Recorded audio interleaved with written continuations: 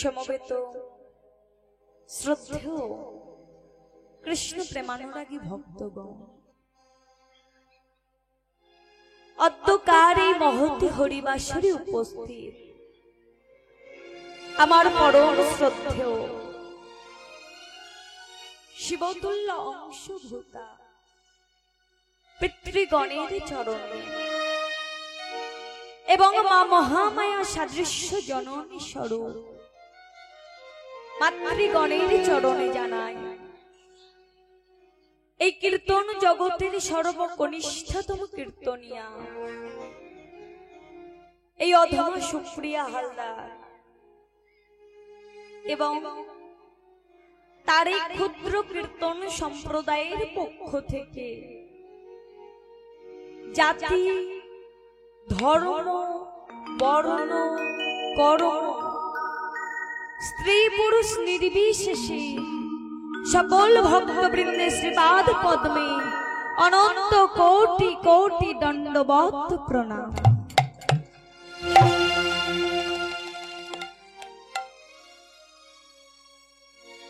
মাগো, আমি জানি না কত জনমের সুকৃতির ফলে,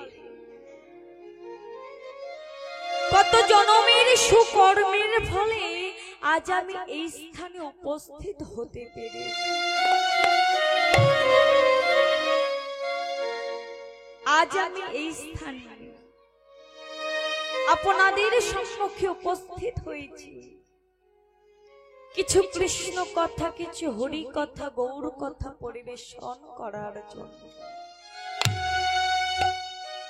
কিন্তু জানি না বাবা, তার যথার্থ ভাব মর্যাদা আমি রাখতে পারবো কিনা, কেননা আমি এক অতি সামান্য নারী। আমার কিবা শক্তি আছে গৌর কথা বলা, আমার কিবা শক্তি আছে হরি কথা বলা, যে না চতুর্মুখী ব্রহ্মা তার চার বদনে বলে অন্ত পেলেন না, পঞ্চমুখী স্বয়ং পঞ্চানন, যিনি শ্মশানে মশানে ঘুরে এই নামের সমাপ্তি পেলেন না,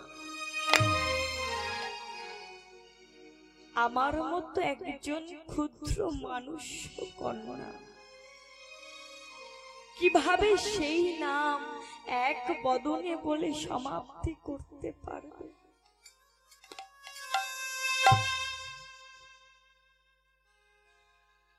তবে মাগো, গুরুমুখে শ্রবণ করেছি, যদি সাধু গুরু বৈষ্ণবের চরণ ধুলি পাথেও করা যায়, যদি পিতামাতার আশীর্বাদ মস্তকে ধারণ করা যায়, তবে ক্ষুদ্র মদনে ভক্তি ঋণ হৃদয়ে শ্রীকৃষ্ণ কথামৃত প্রকাশ করা যায়। তাই আজ আপনাদের মতো ভক্তের চরণ ধুলি মাথায়, আপনাদের মতো গুরুজনের আশীর্বাদ পাথেও করে আজ আমরা সেই গৌর গোবিন্দের লীলা কীর্তন আস্বাদন করব। তবে তার আগে বাবা ত্রিনাদপি শ্রবণ করব। ত্রিনাদপি কি? ত্রিনাদপি কাকে বলে? ত্রিনাদপি ভাবটা কি? শাস্ত্রে বলছে,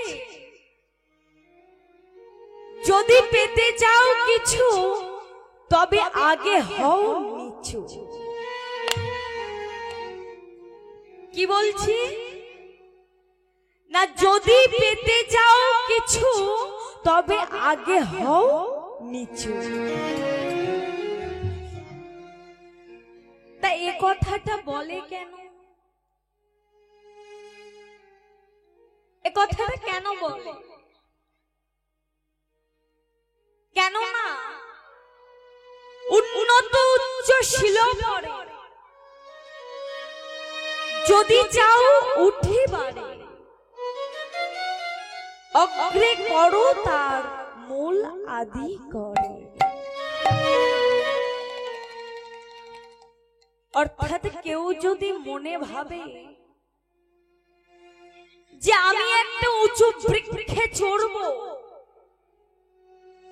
অথবা আমি একটা উঁচু বৃক্ষে উঠবো, প্রথমে তাকে কি করতে হবে? কিমা প্রথমে তাকে কি করতে হবে? বৃক্ষের গোড়াটা বা বৃক্ষের মূলটাকে শক্ত করে ধরতে হবে। ঠিক তদ্রূপ ভগবানের কৃপা পেতে গেলে, গোবিন্দের করুণা পেতে গেলে প্রথমে আপনাদের মতো ভক্তের চরণ ধুলি মাথায় নিতে হবে।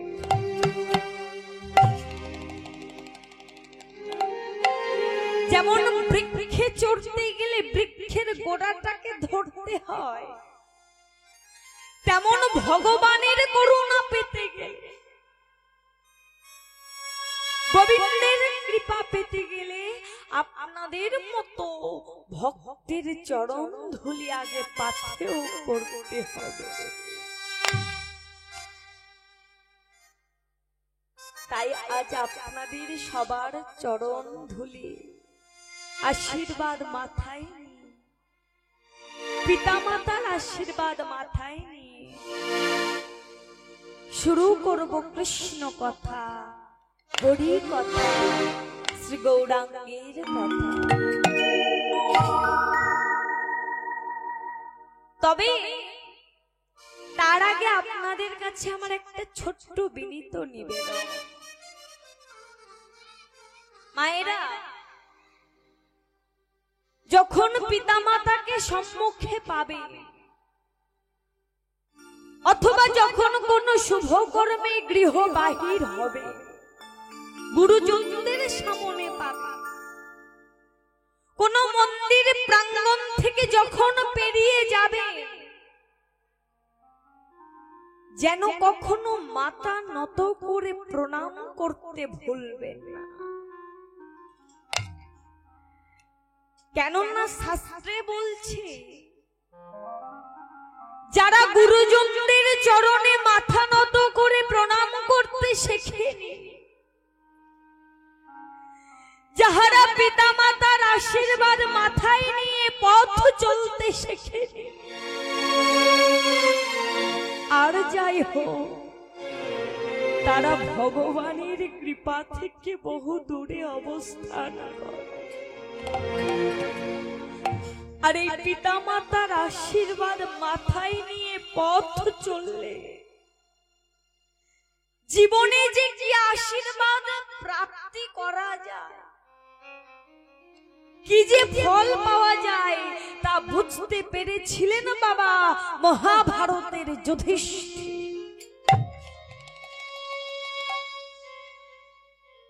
যুধিষ্ঠির জানতে পেরেছিল যে গুরুজনের আশীর্বাদ মাথায় নিয়ে পথ চললে কি হয়।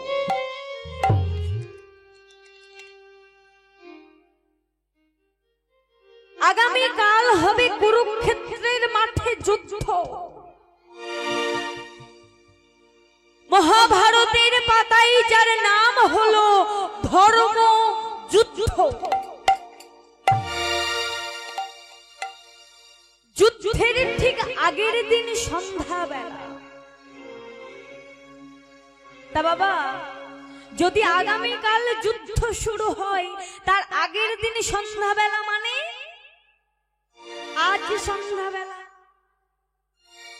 তা আজ সন্ধ্যাবেলায় ধর্মরাজ যুধিষ্ঠির চলেছে তার জেঠিমার কাছে। ধর্মরাজ যুধিষ্ঠিরের জেঠিমার নাম কি? গান্ধারী। যুধিষ্ঠির চলেছে তার জেঠিমার কাছে, সন্ধ্যাবেলায় চলেছে। আর ওদিকে গান্ধারী জননী সন্ধ্যাবেলায় সন্ধ্যা প্রদীপ হাতে নিয়ে তুলসী তলায় প্রদীপ দেখিয়ে তুলসী তলায় প্রদীপ জ্বালিয়ে গৃহে প্রবেশ করতে যাবে। আর যখনই গৃহে প্রবেশ করতে যাবে, ঠিক সেই মুহূর্তে পিছন থেকে ডাক দিল যুধিষ্ঠির। যুধিষ্ঠির পিছন থেকে ডাকছে, জেঠিমা, ও জেঠিমা, জেঠিমা। মাগো গান্ধারী বুঝতে পারলেন যে যুধিষ্ঠির ডাকছে, তথাপি নাচে না আর ভান করে ব্যঙ্গ করে বলছে, কে রে, কে তুই? এই সন্ধ্যাবেলায় আমায় জেঠিমা জেঠিমা বলে ডাকছিস, কে তুই? জেঠিমা, ও জেঠিমা, আমি যুধিষ্ঠির গো জেঠিমা, আমি যুধিষ্ঠির। ও যুধিষ্ঠির, তা কি মনে করে আজ হঠাৎ আমার কাছে এসেছিস? হ্যাঁ রে, আগামী কাল সকাল হতে না হতেই শুরু হবে কুরুক্ষেত্রের মাঠে যুদ্ধ। যে যুদ্ধ তোদের সাথে আমাদের, মানে তোরা আমার শত্রুপক্ষ, আমি তোদের শত্রুপক্ষ। তার আগের দিন সন্ধ্যাবেলায় কেন এসেছিস আমার কাছে? হ্যাঁ, কেন এসেছিস? জেঠিমা, আমি কেন এসেছি তোমাকে বলতে হবে। আমি কেন এসেছি? না না না না, তোকে কিছু বলতে হবে না, আমি বুঝে গেছি তুই কেন এসেছিস। তোদের সাথে তো ওই চতুরের শিরোমণি কৃষ্ণ আছে। ওই কৃষ্ণ ঠিক বুঝে গেছে যে তোরা 5 ভাই আমার শতপুত্রের কাছে পারবি না, হেরে যাবে। তাই তোকে আগে থেকে পাঠিয়েছে এই রাজ ঐশ্বর্য চাইতে, রাজ সিংহাসন চাইতে, রাজ্য ধন সম্পদ চাইতে।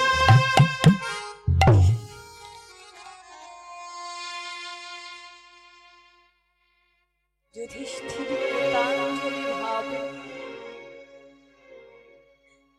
কৃতাঞ্জলি পটে তুলসী তলায় দাঁড়িয়ে আছে। জেঠিমা, তুমি কি বললে জেঠিমা? আমি তোমার কাছে রাজ ঐশ্বর্য চাইতে এসেছি। আমি তোমার কাছে রাজ সিংহাসন চাইতে এসেছি। না জেঠিমা, না। যে রাজ ঐশ্বর্য মানুষের কাছে গেলে মানুষ ভগবানকে ভুলে যায়, যে রাজ্য ধন সম্পদ মানুষের মধ্যে গেলে মানুষের মধ্যে ভক্তি চলে যায়, আমি সে রাজ ঐশ্বর্য চাই না। আর তুমি ওই রাজ্য সিংহাসনের কথা বল জেঠিমা, যার এই হৃদয় সিংহাসনে, যার এই মনের সিংহাসনে স্বয়ং গিরিধারী গোপীনাথের বাস, যার এই মনের মনে কোঠায় গিরিধারী গোপীনাথ বসে আছে, তার কিবা প্রয়োজন আছে ওই তুচ্ছ রাজ সিংহাসন? আমি ওই রাজ সিংহাসন চাই না জেঠিমা, আমি ওই রাজ সিংহাসন চাই না।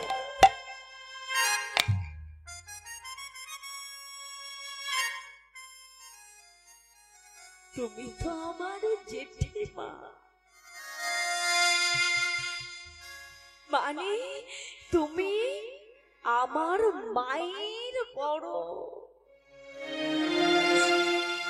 অর্থাৎ তুমি আমার বড় মা। ও জেঠিমা, তুমি একটি বারের জন্য, তুমি একবারের জন্যই তুলসী তলায় এসে দাঁড়াবে জেঠিমা, তুমি এই তুলসী তলায় এসে দাঁড়াবে। গান্ধারী বলছে না না, আমি ওই তুলসী তলায় যেতে পারবো না, যা বলার দূর থেকে বল, কেননা তুই হলি আমার শত্রুপক্ষ, দূর থেকে কথা বল, কাছে আসার চেষ্টা।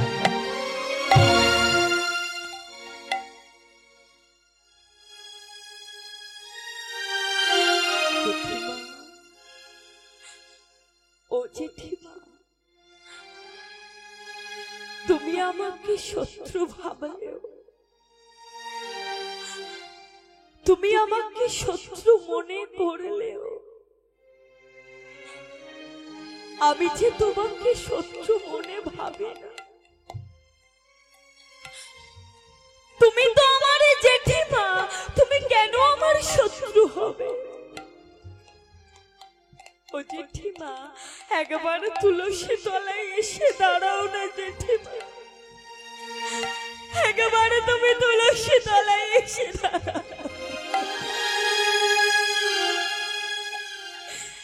তুমি একবার তুলসী তলায় এসে।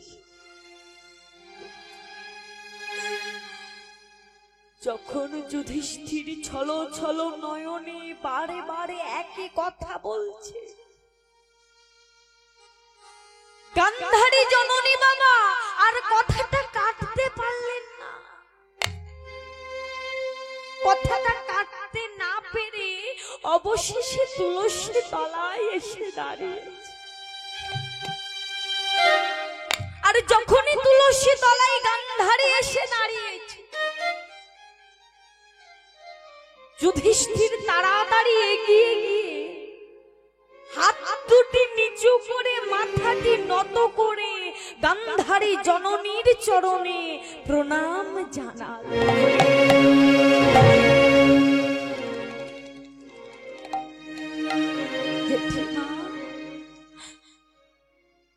দেখুন মা, আমি প্রথমে কেন বললাম যদি পেতে চাও কিছু তবে আগে হও নিচু। গান্ধারীর চরণে প্রণাম জানিয়ে বলছে, জেঠিমা আগামী কাল সকাল হতে না হতে শুরু হবে কুরুক্ষেত্রের মাঠে যুদ্ধ। জানি না এই যুদ্ধে কোন দল হারবে কোন দল জিতবে, জানি না এই যুদ্ধে কে প্রাণে মারা যাবে আর কে বা প্রাণে বাঁচবে, তবে ওই রণভূমিতে ওই কুরুক্ষেত্রের মাঠে যুদ্ধ করতে করতে যদি তোমাদের এই যুধিষ্ঠিরের প্রাণটা চলে যায়,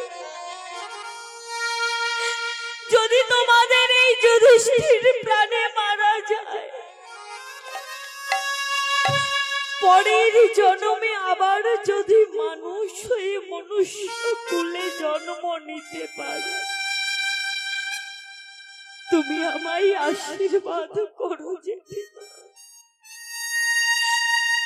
আমি যেন কৃষ্ণ চরণের দাস হয়ে আসতে পারি, আমি যেন কৃষ্ণ চরণের দাস হয়ে আসতে পারি জেঠিমা, আমি যেন কৃষ্ণ চরণের দাস হয়ে আসতে পারি। যখন যুধিষ্ঠির ছলো ছলো নয়নে এই আশীর্বাদ চাইল তার জেঠিমার কাছে, গান্ধারী জননী কিছুক্ষণের জন্য ভুলে গেল যে আমার শত্রুপক্ষ।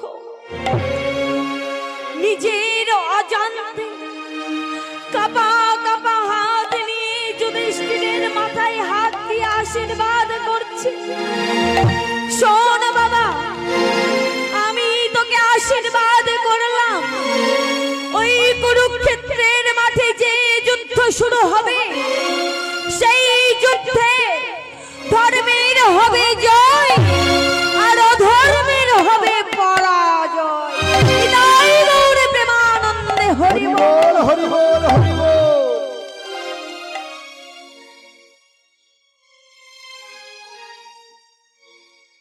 বাবা যখন এই আশীর্বাদ করল, পিছনে দাঁড়িয়েছিল কৃষ্ণ। কৃষ্ণ এখন পিছন থেকে খিলখিল করে হাসছে। যুধিষ্ঠির, এখন তো যুদ্ধ শুরু হলো না যুধিষ্ঠির, তুমি যুদ্ধের আগে রেজাল্ট আউট করিয়ে দিলে। এখন তো যুদ্ধের কিছুই নেই, তুমি যুদ্ধের আগে রেজাল্ট আউট করিয়ে দিলে যুধিষ্ঠির। কি বাবা, যুদ্ধের আগে রেজাল্ট আউট হয়েছিল? হ্যাঁ, কুরুক্ষেত্রের যুদ্ধে কারা জয়লাভ করেছিল? পাণ্ডবরা। কেন না, তারা ছিল ধর্মের পথে আর অধর্মের পথে ছিল কৌরব, তাই তারা পরাজিত হলো। দেখুন, যুধিষ্ঠির তার একটা সিদ্ধান্তে জীবনের বড় যুদ্ধে জয় লাভ হয়ে ফিরে এলো, জয় ঘোষণা হলো। ঠিক তদ্রূপ ভক্ত মণ্ডলী, ভক্তিমতী মায়েরা, আমাদের এই জীবন পথে চলতে অনেক বাধা আসবে, অনেক বিপত্তি আসবে। যদি আমরা গুরুজনের আশীর্বাদ মাথায়, পিতা মাতার আশীর্বাদ মাথায় জীবনে পথ চলা শুরু করি, গোবিন্দের কাছে মাথা নিচু করে প্রণাম জানিয়ে যদি আমরা পথ চলতে থাকি, তাহলে ওই যুধিষ্ঠিরের ন্যায় আমাদের জীবনে যে সকল বিপদ আসবে, আমরা সমস্ত বাধা বিপদ কাটিয়ে ঠিক মার্গে এগিয়ে যেতে পারবো। তাই শুভ কর্মে যাওয়ার আগে পিতা মাতাকে সম্মুখে পেলে, গুরুজনদের সম্মুখে পেলে মাথা নত করে প্রণাম করতে যেন ভুলবেন না। তাই আজ আপনাদের সবার আশীর্বাদ আমার মাথায় দিয়ে আমাকে আশীর্বাদ করো, আমি যেন এইভাবে কৃষ্ণ নাম যেন প্রকাশ করতে পারি, আর আপনাদের মতো যেন শত শত ভক্তের সঙ্গ করতে পারি। তাই গৌর প্রেমানন্দে হরি হরি হরি বল।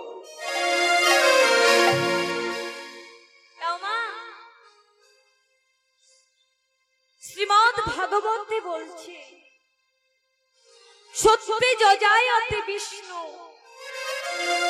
ত্রেতাই যজোতই মোক্ষই তাপরে পরিতজাতয়ং কলৌ তদ্ধোরি কীর্তন।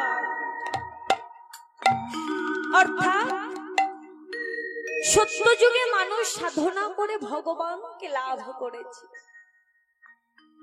ত্রেতা যুগে যাগযজ্ঞ, দাপরে সেবা, আর কলিতে হলো না। আমরা সবাই জানি আমাদের এই কলি যুগে হরি নাম বিনা আর অন্য কোনো গতি নাই। তামাগো, এই যে আমাদের নাম ছাড়া গতি নাই বাবা, সেই নাম আমাদের ধরাধামে কে আনলো? আমাদের মতোই দুরাচারী, পাপাচারী, ব্যভিচারী জীবের উদ্ধার করার জন্য আজ থেকে 537 বৎসর পূর্বে সেই প্রেমের ঠাকুর গৌরাঙ্গ সুন্দর মহাপ্রভু তিনি নদিয়া নবদ্বীপ মাঝে জগন্নাথ মিশ্রের বাড়িতে শচী গর্ভ সিন্ধু মাঝে তিনি উদয় হলেন। তাহা হেরে পদকর্তা আমার বলছেন, আরে কি বলছেন?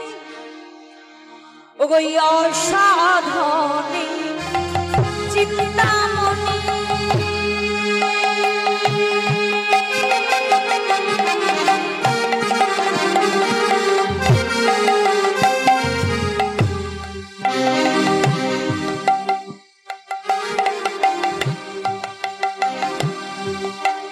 বিধি মিলাইল আমি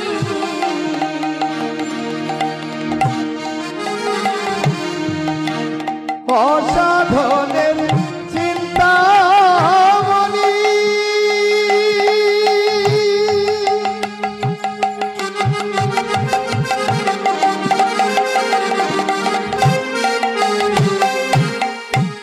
বিধি মিল ইলোয়ানি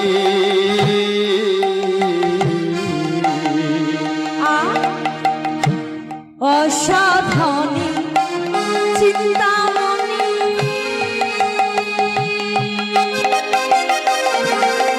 চিন্তামণি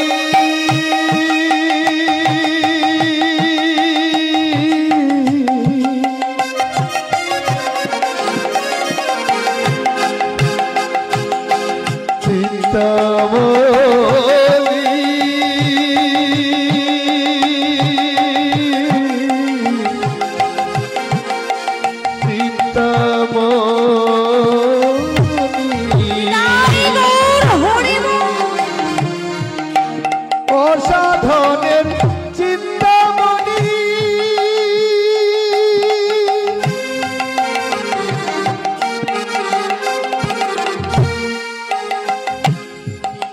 বিধি মিলা ইলোয়ানি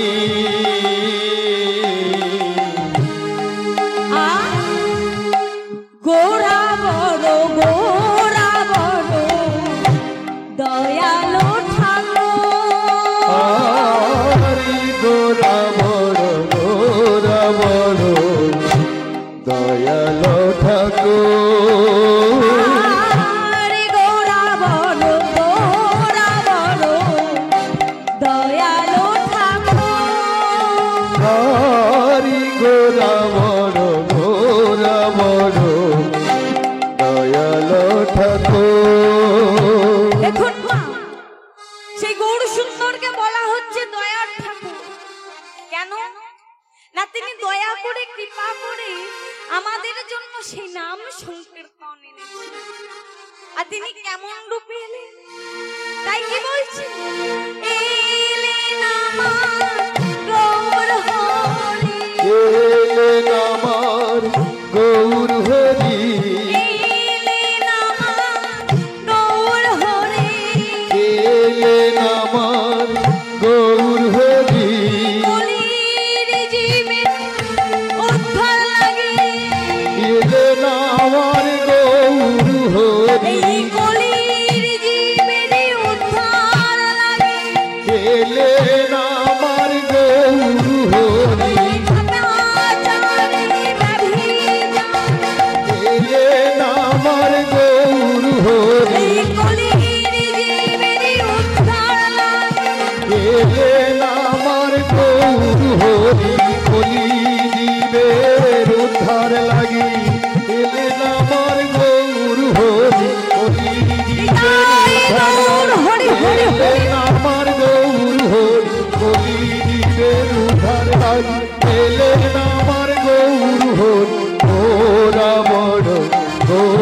বড় দয়াল ঠাকুর গোরা বড় দয়াল ঠাকুর। তাও মা সেই গৌরাঙ্গ মহাপ্রভু তিনি শুধুমাত্র আমাদের জন্য, আমাদের মতো এই কলির হত জীবের উদ্ধার করার জন্য তিনি মাগো মাত্র 24 বছর বয়সে, মাত্র 24 বছর বয়সে সচি মাতাকে কাঁদে, বিষ্ণু প্রিয়াকে কাঁদে, নদিয়াবাসী নদিয়া রমণীরকে কাঁদে, আমাদের মতো এই কলির হত জীবের দাঁড়ে দাঁড়ে নাম বিলাবার জন্য তিনি ওই নদিয়া নবদ্বীপ ছেড়ে তিনি চলে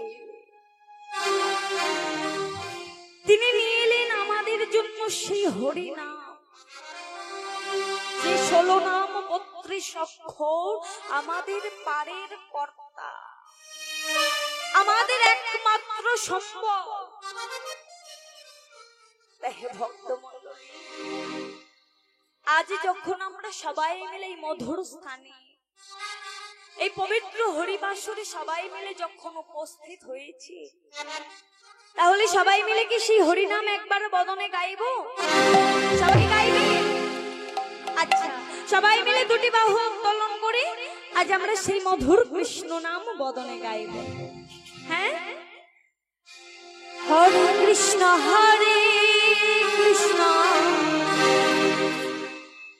কৃষ্ণ কৃষ্ণ হরে হরে, হরে রাম রাম রাম হরে হরে।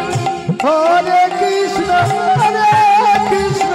কৃষ্ণ কৃষ্ণ হরে হরে, হরে রাম রাম রাম হরে হরে। হরে কৃষ্ণ কৃষ্ণ কৃষ্ণ হরে হরে, হরে রাম রাম রাম হরে হরে। হরে কৃষ্ণ কৃষ্ণ কৃষ্ণ হরে হরে, হরে রাম রাম রাম হরে হরে। হরে কৃষ্ণ কৃষ্ণ কৃষ্ণ হরে হরে, হরে রাম রাম রাম হরে হরে। হরে কৃষ্ণ কৃষ্ণ কৃষ্ণ হরে হরে, হরে রাম রাম রাম হরে হরে। হরে কৃষ্ণ কৃষ্ণ কৃষ্ণ হরে হরে, হরে রাম রাম রাম হরে হরে। হরে কৃষ্ণ কৃষ্ণ কৃষ্ণ হরে হরে, হরে রাম রাম রাম হরে সবাই মিলে উলুধ্বনি। হরে কৃষ্ণ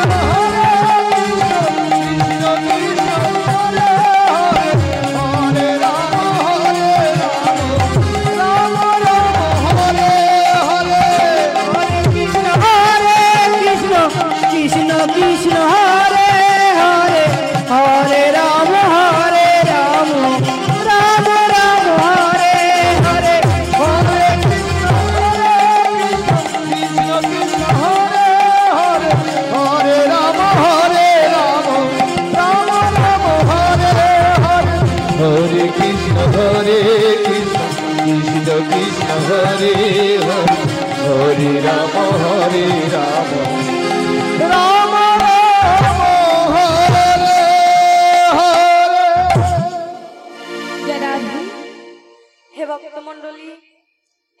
আমরা লীলা শ্রদ্ধন করব। আজ আমরা যে লীলা শ্রদ্ধন করব, আজ সেই লীলার বিষয়বস্তু হলো ভক্ত চন্দ্র হংস। আজ আমরা যে লীলা শ্রদ্ধন করব, লীলার বিষয়বস্তু হলো ভক্ত চন্দ্র হংস।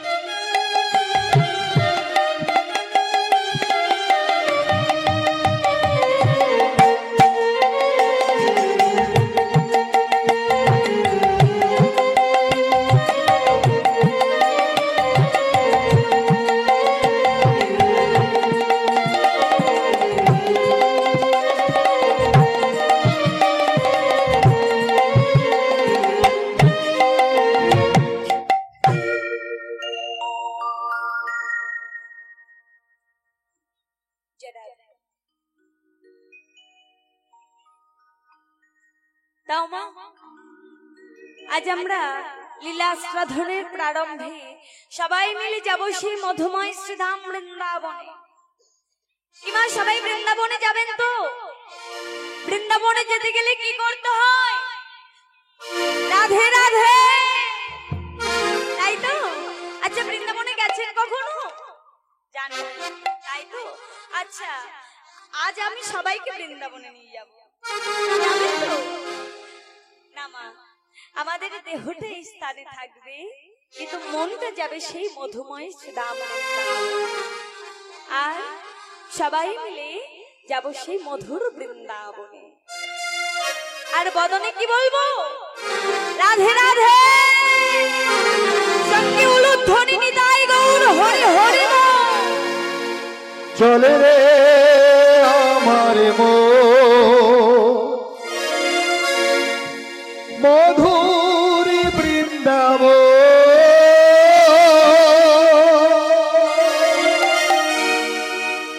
যমুনার ধারে ধারে তামালের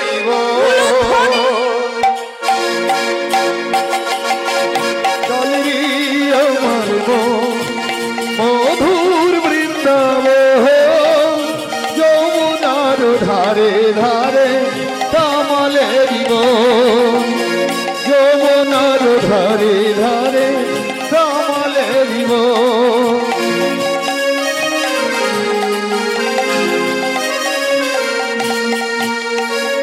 শ্যাম কুণ্ড রাধা কুণ্ড,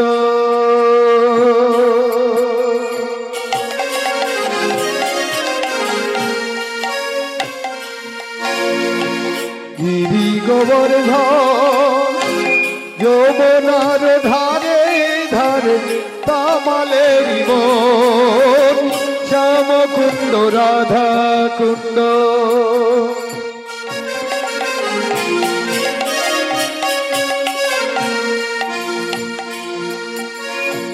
গিরি গোবর্ধন, যমুনার ধারে ধারে তামালের বন, মধুবন বৃন্দাবন, মধুবন বৃন্দাবন।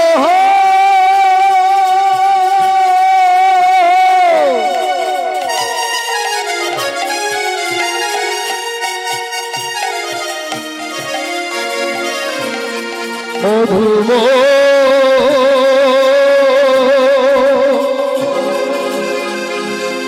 বৃন্দাবন,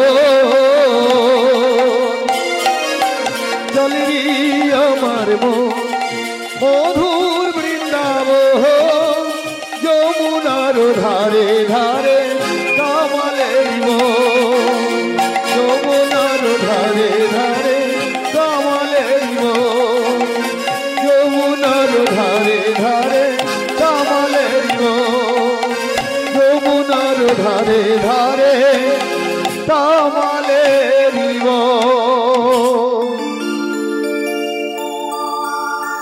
রাধা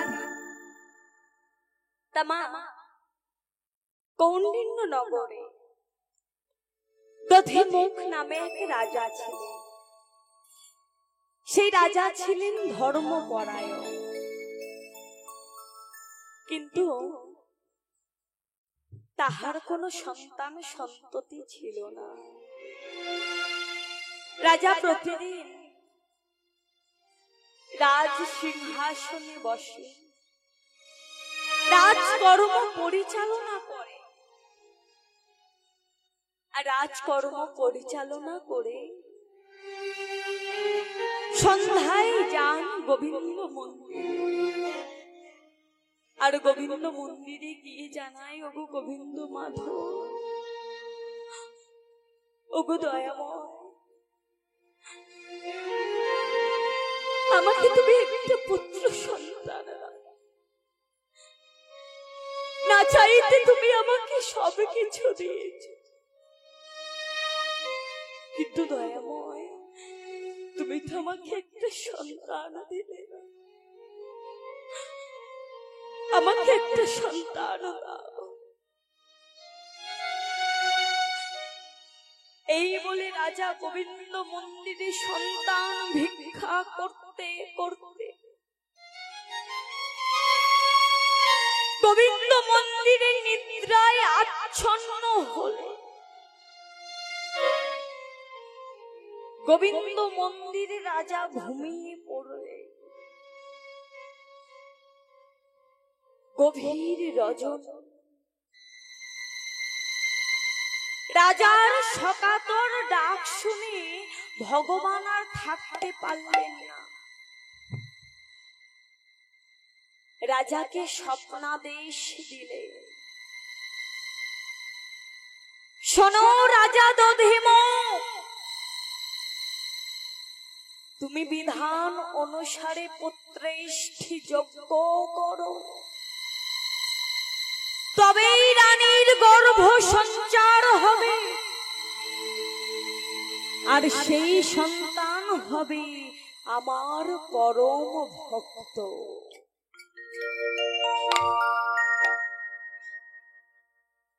এই বলে রাজা স্বপ্ন দেখে গোবিন্দ আমার বিদায় নিলে। এই স্বপ্ন দেখে রাজার নিদ্রা ভেঙে গেল।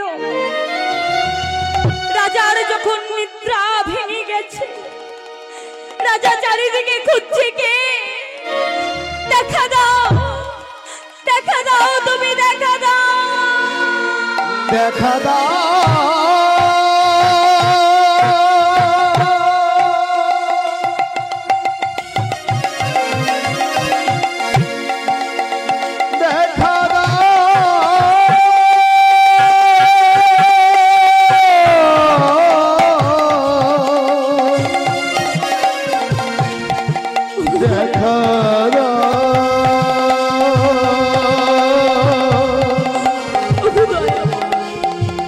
দয়া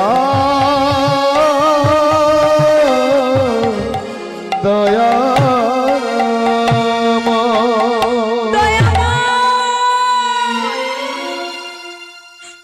দেখা দাও, দয়াময় দেখা দাও, এত করে তোমায় দেখেছি, এত করে তোমায় জানিয়েছি, কখনো আমায় তুমি দেখা দিলে,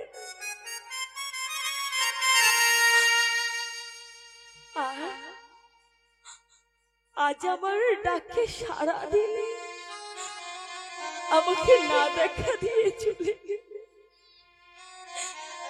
কোথায় দয়াময় দেখা দাও, আমাকে একবারের মতো দেখা দাও। কিন্তু মাগো গোবিন্দ আমার, তিনি তো বিদায় নিয়েছেন। রাজা এই স্বপ্ন দেখেছিলেন বাবা ভোরবেলায়। ভোরবেলায় এই স্বপ্ন দেখে প্রভাত হতে না হতে রাজা মনে মনে ভাবছে, আজ আমি এত আনন্দের সংবাদ দেখলাম, তাহলে রানীকে জানাতে হবে। তাই রাজা চলেছে রানীমাকে জানাতে। রানীমাকে ডাকতে ডাকতে চলেছে, সুশীলা, সুশীলা, সুশীলা, শোনো সুশীলা, শোনো, আজ আমি কি স্বপ্ন দেখেছি জানো সুশীলা? আজ আমি কি স্বপ্ন দেখেছি? এই বলে সুশীলাকে ডেকেছে, আর সুশীলাকে ডেকে বলছে, শোনো সুশীলা, তুমি শোনো রানী,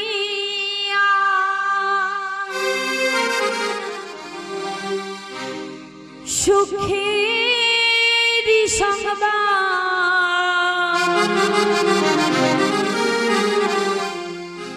কহিব আমি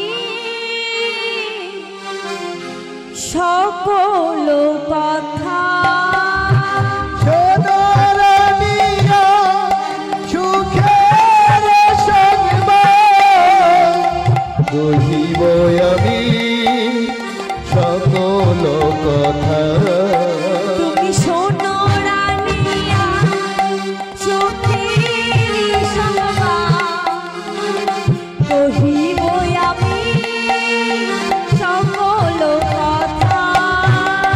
শোনো রানীরা, সুখের সংবাদ কহিব আমি সকল কথা। কহিব আমি সকল কথা। পেরেছি স্বপন আসিবে নন্দন, হেরেছি স্বপন আসিবে নন্দন। আমি হেরেছি স্বপন আসিবে নন্দন। বুঝিবে মোদের সকল ব্যথা। শোনো রানিয়া, সুখের সংবাদ কহিব আমি সকল কথা। কহিব আমি সকল কথা। কহিব আমি সকল কথা। দাও মা। রাজা আনন্দিত হয়ে রানীমাকে দেখে সব কথা জানে, আর রানীমা সেই সব কথা শুনে খুবই আনন্দিত হলো। আর আনন্দিত হয়ে বাবা রানীমা, ওমা, কেউ যদি অনেক দিন বহু বছর ধরে যদি না সন্তান কাছে পায়, আর তারপরে যদি একটা সন্তান হওয়ার কথা শুনে, যদি সেই স্বপ্ন দেখে, বাবা তারা আনন্দের সীমা থাকে। আজ রানীমার আনন্দের সীমা নেই। রানীমা প্রভাত হতে হতে রাজপ্রাসাদে গিয়ে রাজপ্রাসাদের দাস দাসী প্রজা সবাইকে ডেকে ডেকে বলছে, শোনো শোনো শোনো, আরে তোমরা সবাই আনন্দ করো। আজ আজ আনন্দের সীমা নেই। তোমরা জানো আমি মা হব, আমি মা হব। তোমরা সবাই আনন্দ করো। এই কথা যখন জানালো, রাজ্যে সবাই আনন্দ করে, চারিদিকে আনন্দের ধারা বয়ে যায়। আর এদিকে রাজা তিনি বিধান অনুসারে ব্রাহ্মণ দিয়ে পুত্রেষ্ঠি যজ্ঞ করলেন। আর পুত্রেষ্ঠি যজ্ঞ করার ফলে রানীমার গর্ভ সঞ্চার হলো, অর্থাৎ রানীমা হলেন গর্ভবতী। আর যখন রানীমা গর্ভবতী হলেন বাবা, রাজ্যের আনন্দের সীমা নেই। সবাই আনন্দ করে, রানীমা দাস দাসীদের নিয়ে আনন্দে মেতে থাকে। দেখতে দেখতে যে কিভাবে মাস অতিক্রম হয় কারোর আর লক্ষ্য নেই। সবাই আনন্দ করে, আনন্দ মুখরিত হলো কৌন্ডিন্য নগর। কিন্তু বাবা একজন, সে কিন্তু হিংসায় জ্বলে মরছে, হিংসায় অগ্নি সম জ্বলছে। মনে মনে ভাবছে, রাজার তো কেউ নেই, এতদিন রাজার কেউ ছিল না, দাদা নেই, ভাই নেই, সন্তানও ছিল না। কিন্তু যদি রাজার সন্তান হয় তাহলে তো আর আমি কিছু ভাগ পাবো না। এখন আমি কি করি? মাগো, চিন্তাটা কার মাথায় ঘুরছে জানেন? চিন্তাটা করছে কে না, রাজার মন্ত্রী, নাম হলো তাহার ধৃষ্ট বুদ্ধি।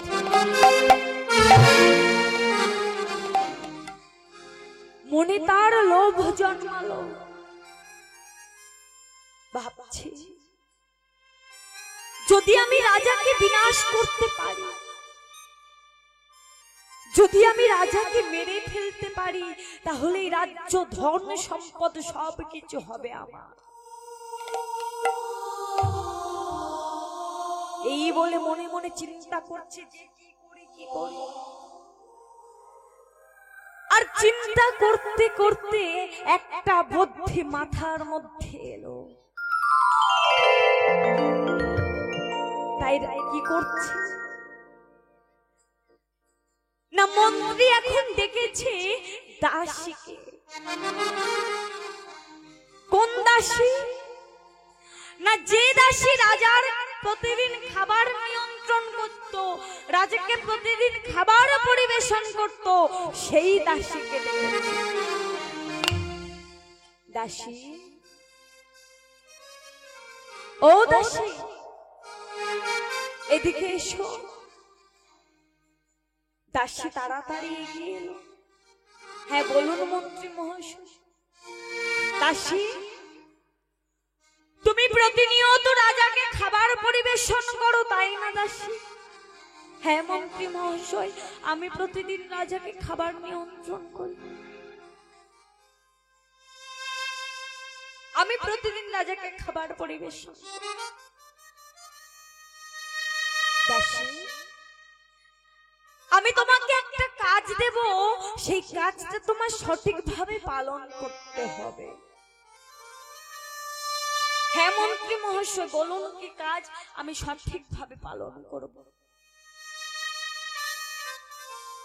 দাসী, তোমার হাতটা দেখি।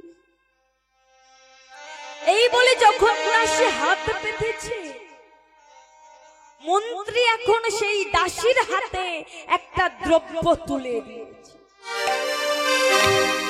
দাসী, এই দ্রব্যটি নিয়ে তুমি প্রতিনিয়ত রাজার খাবারে একটু একটু করে মিশিয়ে দেবে। প্রতিনিয়ত তুমি রাজার খাবারে একটু একটু করে মিশিয়ে দেবে। দাসী,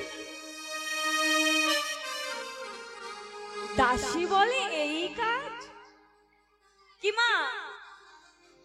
যে রাজাকে খাবার পরিবেশন করবে তার খাবারে কিছু মিশিয়ে দিতে পারবে না? অনায়াসে পারবে।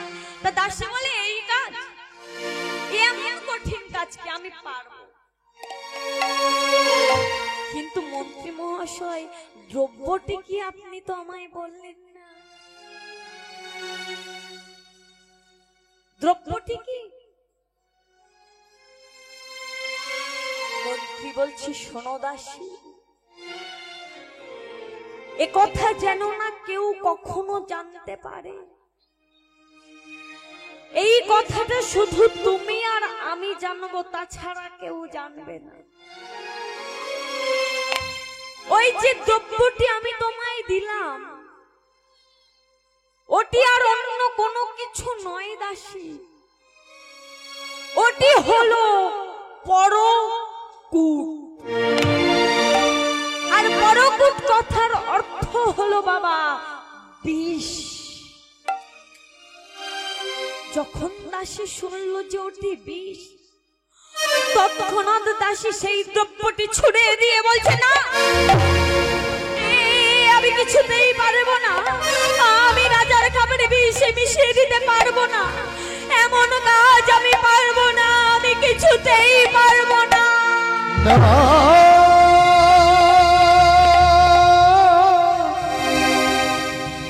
বলো না গো,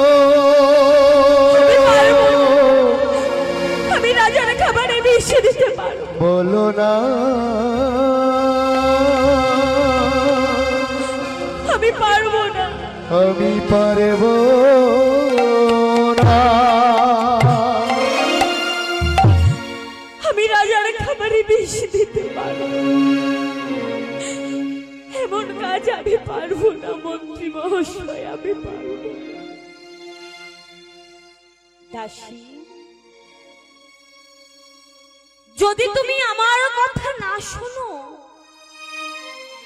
যদি তুমি আমার বাক্য লঙ্ঘন করো,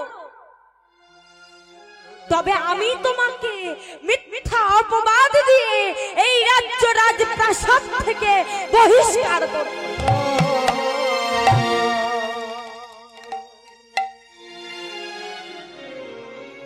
না মন্ত্রী মহাশয়, আমাকে আপনি বহিষ্কার করে দেবেন, আমি তবে আমার সন্তানদের মুখে অন্ন জোগাতে পারবো না, আমি আমার সন্তানদের মুখে খাবার জোগাতে পারবো না, আমাকে আপনি বহিষ্কার করে দেবেন। দাসী, তাহলে তুমি আমার কথা শোনো,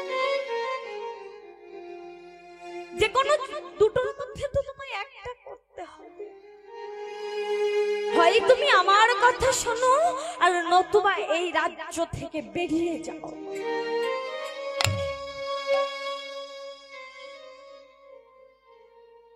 বাবা দাসী নিরুপায় হয়ে কোনো উপায় না পেয়ে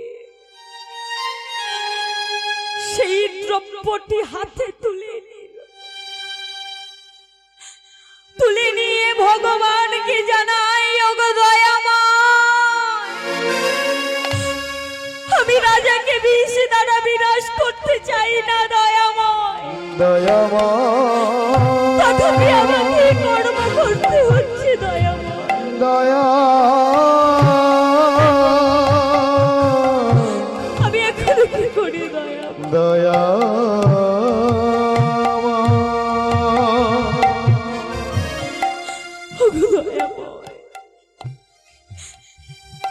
ভগবান কি জানান, রাজার খাবারে বিষ দেওয়ার ইচ্ছা নেই, তথাপি মন্ত্রী এসে দেখে যে রাজার খাবারে বিষ দিচ্ছে নাকি দিচ্ছে।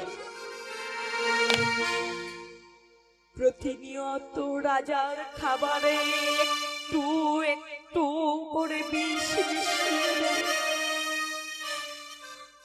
আর সেই বিষ মিশ্রিত খাবার রাজা প্রতিদিন নিজের অজান্তে গ্রহণ করে। প্রতিদিন একটু একটু করে বিষ শরীরে জমতে জমতে রাজার শরীর ধীরে ধীরে জরাজীর্ণ হয়ে যায়। রাজার রাজকর্ম পরিচালনা করতে পারেন না, রাজার রাজ সিংহাসনে বসতে পারেন না, রাজার প্রজাগণের নিয়ন্ত্রণে রাখতে পারেন না, রাজ্যে যে যার মতো চলে, রাজা এদিকে ধীরে ধীরে বিছানা সজ্জায় সজ্জিত।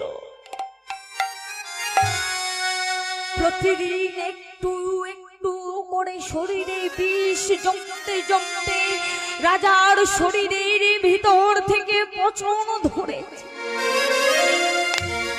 রাজা বিছানা সজ্জায় সজ্জিত, আর হাত চলে না, আর পা চলে না। রাজার নয়ন মেলে তাকান না, কথা তো বলেনি না। এই বুঝি রাজা প্রাণে মারা যায়, প্রাণে মারা যায়। ঠিক হেন সময় যে দাসী রাজাকে বিষ মিশিয়ে দিত খাবারের সঙ্গে, সেই দাসী রাজার এই অবস্থা দেখে রানীমাকে ডাকতে ডাকতে চলেছে। রানীমা, ও গো রানীমা, রানীমা, ও গো রানীমা,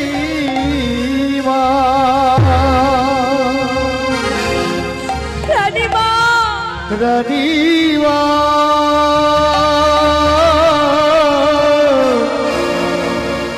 ও গো রানীমা,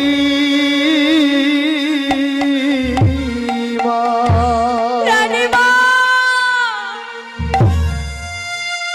কোথায় আপনি রানীমা?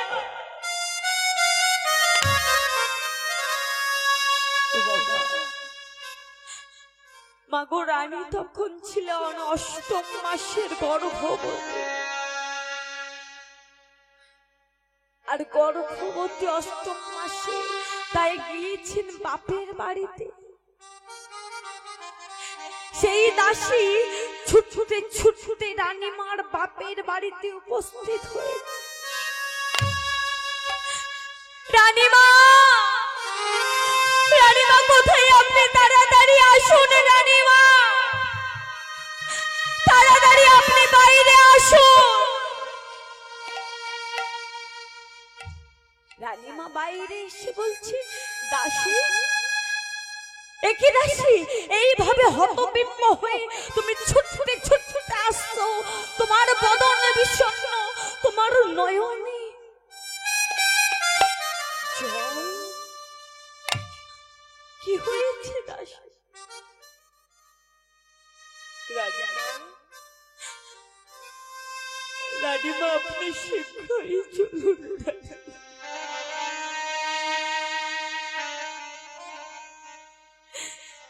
আপনি শীঘ্রই বাড়ি ফিরে যান। আপনি দাসী, কি হয়েছে দাসী? এমন ভাবে কাঁদছো কেন? রাজ্যে সবাই ভালো আছে তো? মহারাজা ভালো আছে তো? বলো না দাসী, চুপ করে আছো কেন? মহারাজা ভালো আছে? রানীমা, রানীমা আপনি তাড়াতাড়ি চলুন। রানীমা, আমি আপনাকে যে কিছু বলতে পারবো না। রানীমা আপনি তাড়াতাড়ি চলুন। দাসী, তুমি বলো দাসী, কি হয়েছে? কেন তুমি এইভাবে কাঁদছো পাগলের মতো? বলো কি হয়েছে? রানীমা, রানীমা, মহারাজের যে বড় বিপদ। রানীমা, না, এই কিছুতেই হতে পারে না। দাসীর মুখে এই কথা শুনে রাজরানী সুশীলা ছুটতে ছুটতে চলেছে রাজবাড়িতে। ছুটতে ছুটতে গিয়ে দেখছে রাজবাড়ির চারিদিকে শান্ত, চারিদিক নিস্তব্ধ। তাড়াতাড়ি রাজার কক্ষের সম্মুখে গিয়ে দেখছে দরজা বন্ধ করা। দরজাখানা যখন খুলেছে দেখছে বিছানার উপর রাজার নিথর দেহ। ছুটে গিয়ে স্বামীর দেহটিকে জড়িয়ে ধরেছে। স্বামী, স্বামী গো, স্বামী, ও গো স্বামী, স্বামী গো,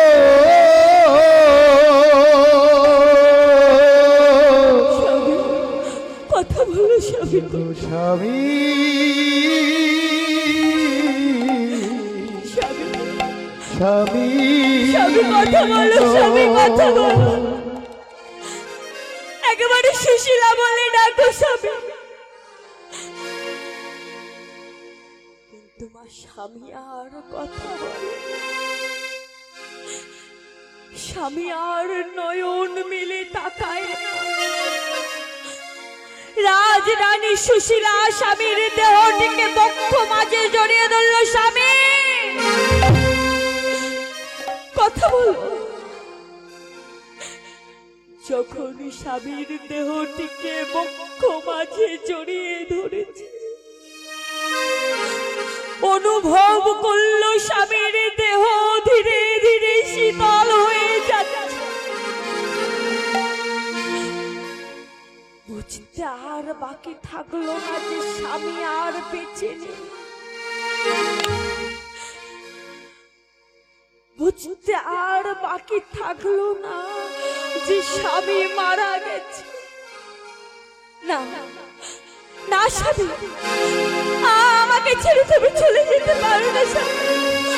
কথা বলো স্বামী, একেবারে সুশীলা বলে ডাকো স্বামী। একেবারে কথা বলো স্বামী, কথা বলো। মায়ার বাঁধনে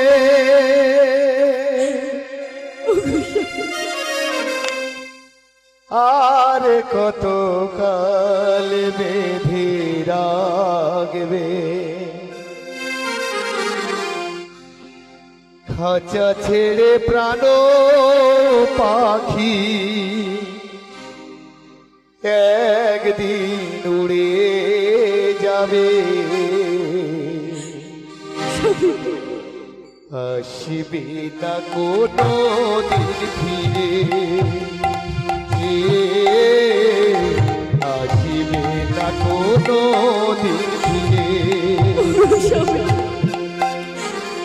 মায়ার বাঁধনে আরে কত কাল বেঁধে রাখবে, খাঁচা ছেড়ে প্রাণ পাখি একদিন উড়ে যাবে, আসবে না কোনো দিন ফিরে, আসবে না কোনো দিন ফিরে।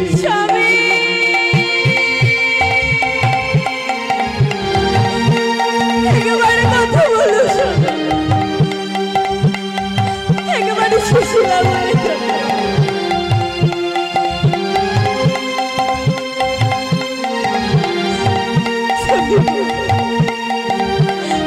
একেবারে কথা বলো।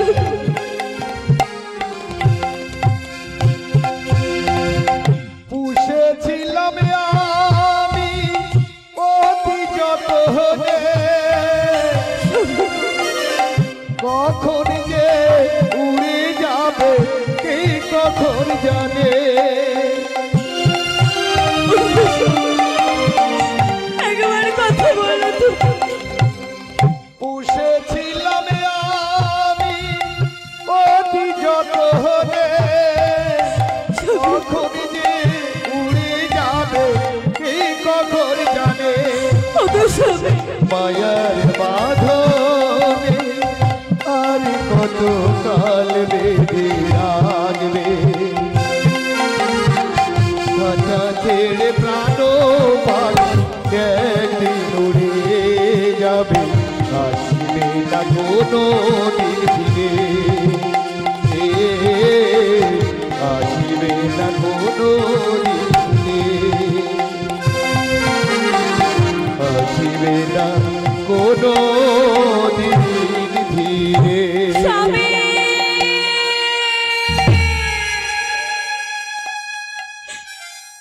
একেবারে কথা বলো, স্বামী একেবারে কথা বলো তুমি।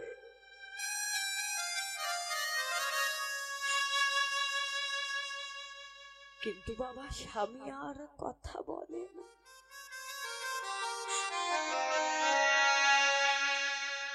রাজরানী সুশীলা স্বামীকে জড়িয়ে ধরে অঝোর ধারায় কাঁদছে। আর যে দাসী রাজার খাবারে বিষ মিশিয়ে দিয়েছিল, সেই দাসী এসে রানীমাকে সব কথা জানালো। আর রানীমা সেই কথা শুনে বলছে, দাসী দাসী ওরা রাজ্য ধন সম্পদ লোভে ওরা আমার স্বামীকে মেরে দিল।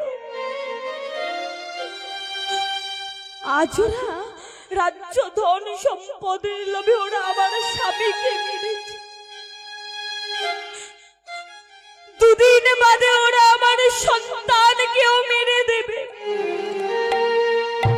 না না, আমি আমি এই রাজ্য ধন সম্পদ চাই না। আমি এই রাজ্য ধন সম্পদ চাই না। আমি এই বিষয় আশয় সম্পত্তি কোনো কিছু চাই না। আমি আমার সন্তানকে কিছুতেই মরতে দিতে পারি না।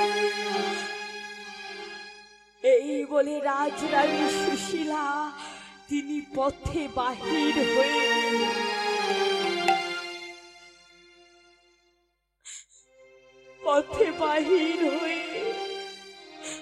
ভগবানকে জানাচ্ছে, ওগো নিষ্ঠুর বিধাতা,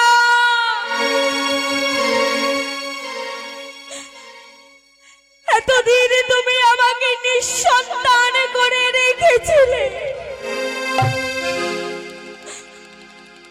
আজ যখন আমাকে সন্তান দিলে, তুমি আমার স্বামীকে কিনে দিলে।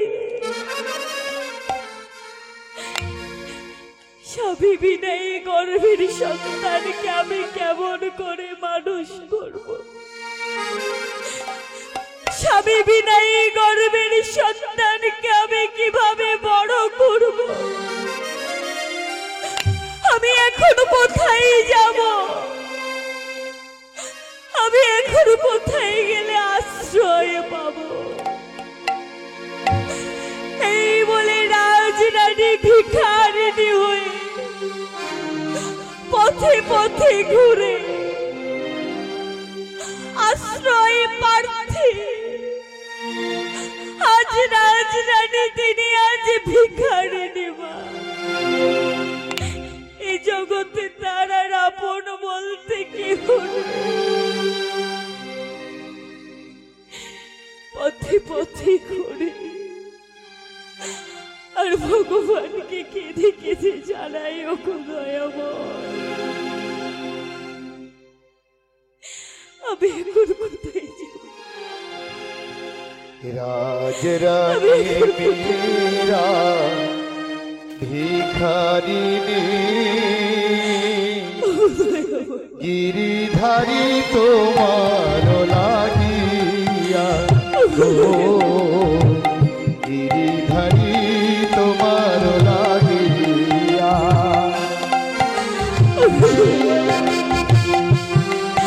আমি এখন কোথায় যাব? জগতে আমার আপন বলতে যার কেউ নেই। কেহ বলে মীরা পাগলিনী, কেহ বলে মীরা কলঙ্কিনী,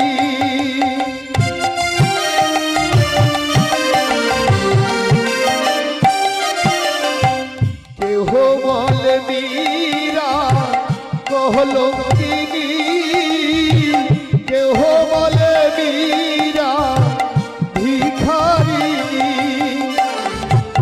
মীরা কহে প্রভু গিরিধারী মীরা কহে প্রভু গিরিধারী কত পারে রয়েছি বসিয়া নিতাই গৌর হরে হরে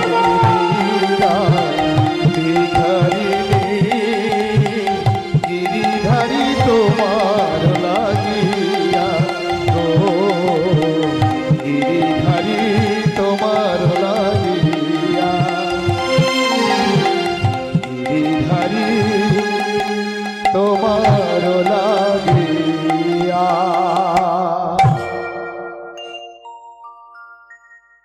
তো বাবা রাজরানী সুশীলা হাঁটতে হাঁটতে অবশেষে একটা কুড়ে ঘরের সম্মুখে উপস্থিত হলে একটা কুড়ে ঘরের সম্মুখে গিয়ে মা দাঁড়িয়েছে দাঁড়িয়ে সেই কুড়ে ঘরের সম্মুখে গিয়ে ডাকছে কেউ আছো দেখা দাও কেউ আছো দেখা দাও দেখা দাও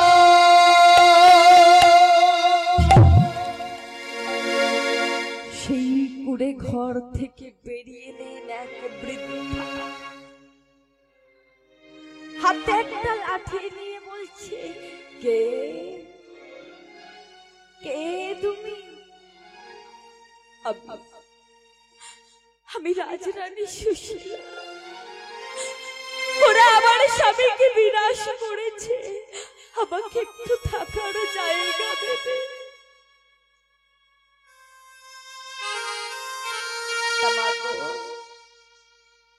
যে বৃদ্ধার কাছে কি আশ্রয় চাইছে সেই বৃদ্ধার অন্য কেহ নয় বাবা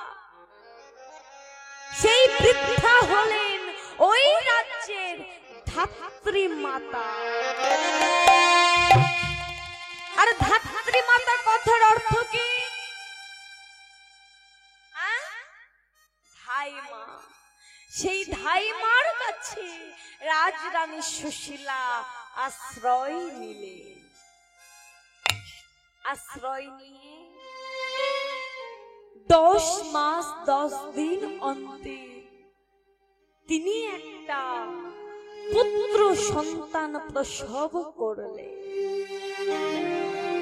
আর সেই 3 দিনের ছোট্ট পুত্রকে কোলে নিয়ে বলছিল রে পুত্র আজ হতে তোর নাম রাখলাম আমি চন্দ্রহংস আর শোন পুত্র ওই যে দূরে রাজবাড়ি আছে ওই রাজবাড়িতে কখনো যাবি না ওরা তোর পিতাকে বিষ খাইয়ে মেরেছে আর যদি জানে তুই তার সন্তান তোকেও মেরে দেবে তাই বলি পুত্র ওই রাজবাড়িতে তুই কখনো যাবি না এই বলে সন্তানকে চুম্বন দিয়ে আদর দিয়ে ভালোবাসা দিয়ে সেই ধাত্রী মায়ের মা আমার স্বামী শোকে শোকাতুরা হয়ে প্রাণ ত্যাগ করে স্বামী শোকে শোকাহত হয়ে আত্মঘাতী হলে পিতৃহারা চন্দ্রহংস হয়ে গেল মাতৃহারা এ জগতে আপন বলতে আর তার কেহ রইল না একা একা সেই ধাত্রী মায়ের কাছে বড় হয় একা একা ঘরের পথে ঘাটে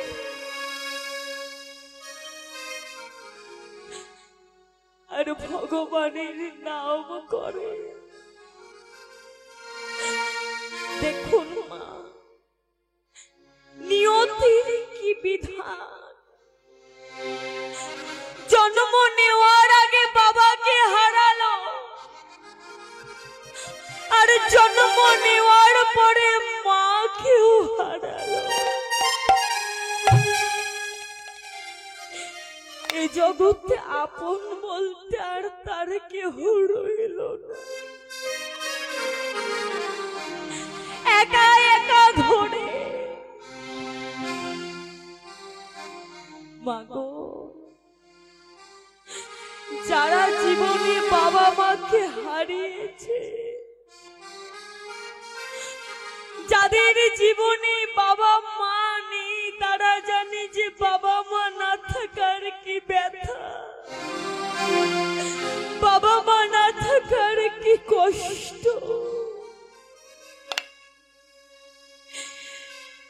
যারা বাবাকে হারিয়েছে তারা জানে যে খোলা আকাশের নিচে চলতে কত কষ্ট হয়। বাবা নামক বট গাছটা যাদের জীবন থেকে চলে গেছে, তারা জানে যে রোদ ঝড় বৃষ্টিতে কত আঘাত কত কষ্ট সহ্য করে বাঁচতে হয়। কিন্তু এই বাবা নামক বট গাছটা যদি মাথার উপর থাকে, তাহলে রোদের হাত থেকে বাঁচা যায়, বৃষ্টির হাত থেকে ওই বট গাছের নিচে আশ্রয় পাওয়া যায়। আজ চন্দ্রহংসের জীবনে বাবাও নেই, মাও নেই। সেই ধাত্রী মায়ের কাছে চন্দ্রহংস বড় হয়। দেখতে দেখতে চন্দ্রহংসের বয়স 10 বৎসর। শ্রীহরি ছাড়া কিছুই জানে না সে বালক। সেহেতু বসে বসে রসনায় গাইছে কৃষ্ণ গুণগান। আর কি বলছে? কেশব মাধব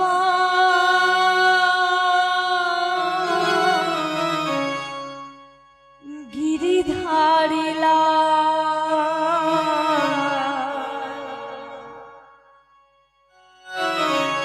কেশব মাধব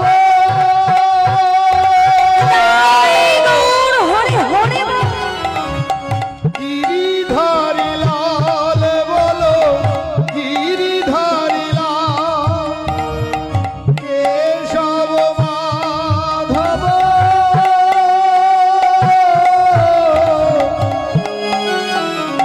গিরিধারি লাল বলো গিরিধারি লাল গোপাল গোবিন্দ গোপাল গোবিন্দ গোপাল গোবিন্দ দীন দয়া কেশব মাধব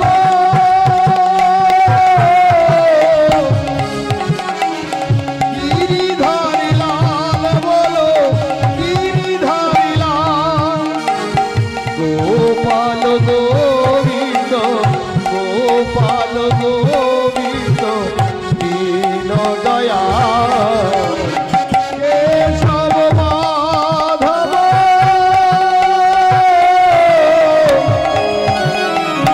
গিরিধারি লাল বলো গিরিধারি লাল বলো গিরিধারি লাল দামা, আজ চন্দ্রহংস তো বসে বসে কৃষ্ণ নাম গাইছে, তা আমরা সবাই মিলে গাইবো কি? হ্যাঁ, সবাই মিলে কৃষ্ণ নাম গাইবে। সবাই মিলে দুটি বাহু তুলে নিতাই গৌর প্রেমানন্দে হরি হরি হরি বল। কৃষ্ণ নাম একবারে বলো না, হরি নাম একবারে বলো না, হরি বল। হরে কৃষ্ণ নাম জপয় ধীরা, এই নাম জীবনের সাধনা, হালি, হালি, হালি। এই নাম জীবনের সাধনা। হরি বল।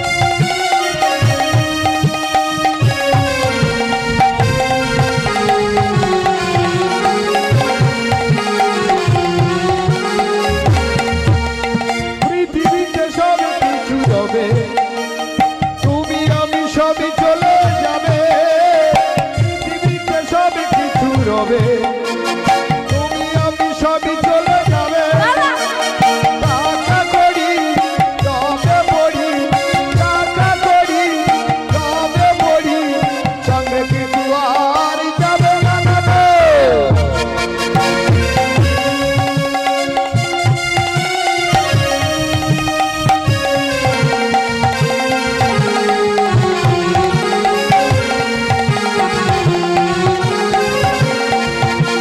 কৃষ্ণ নাম একবার বলো না হরি নাম একবার বলো না হরে কৃষ্ণ নাম জপয় অভিরাম এই নাম জীবনের সাধনা এই নাম জীবনের সাধনা এই নাম জীবনের সাধনা হরি হরি বল।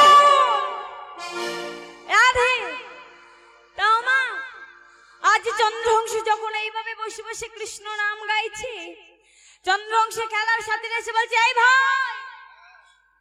ভাই শোন শোন, তুই বসে বসে কৃষ্ণ নাম গাইছিস। আরে ভাই ওই যে দূরে রাজবাড়ি আছে না, ওই রাজবাড়িতে প্রতিদিন ভাগবত পাঠ হয়। আর জানিস ভাই সেই ভাগবত পাঠ যে শ্রবণ করতে যায় তাকে উদর পূরণ করে খাওয়াই দেয়। এই ভাই যাবি, খেতে যাবি? ওমা দেখেছেন ভাব, হ্যাঁ আমরা বলছি ভাগবত পাঠ শুনতে যাব আর বলে কিনা আচ্ছা বেশ বেশ বেশ কি বাবা দলটা ভারী হওয়া দরকার, ঠিক আছে চল তাহলে। তাই মা সবাই মিলে আনন্দ করতে করতে চলেছে রাজবাড়িতে, ভাগবত পাঠ শুনবে আর উদর পূরণ করে খাবে। তাই তারা আনন্দ করতে করতে চলেছে। আর কেমন ভাবে যাচ্ছে, জয় গোপালা জয় গোপালা কৃষ্ণ কানাইয়া শ্যামল বংশীধারী শ্যামল বংশীধারী।